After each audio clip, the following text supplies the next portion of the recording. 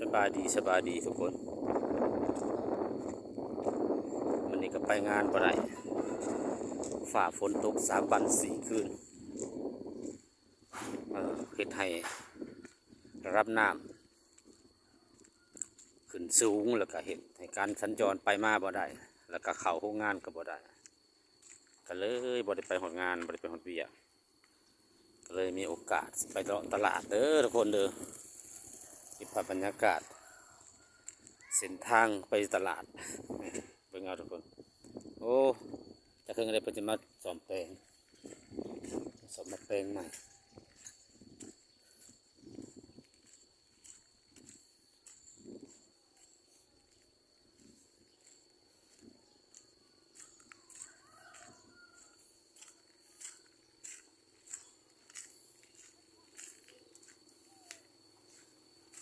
บรรยากาศครึ้มฟ้าครึ้มฝนแต่มันยังก้อนเมฆก็ยังต่ำอยู่มันนี่ว่าสิตกอีกบ่รู้จังใด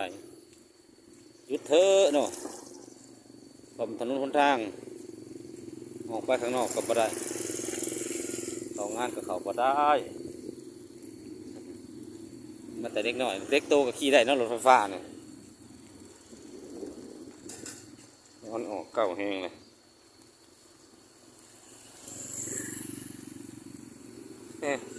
ปลาผูกแขนเนี่ยจับปีออกก็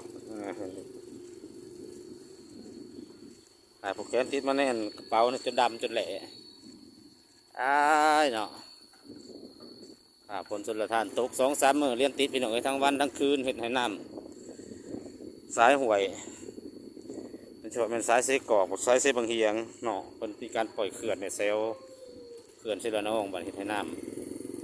ในแม่น้ำสาขายึงขึ้นเห็ดให้น้ำตรงถนนทางไปงานกับบ่ได้เด้อทุกคนเลยส่วนอันตรายแล้วเดินหยุดเบียดเลยจะไปหาเราตลาดกันมันบ้านจำหน่ายขายคำ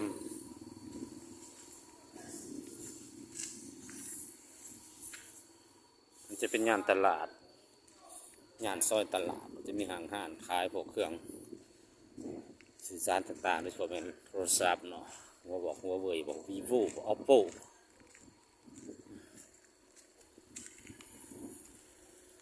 ภาพอย่างนี้ก็ได้นะทุกคนเนี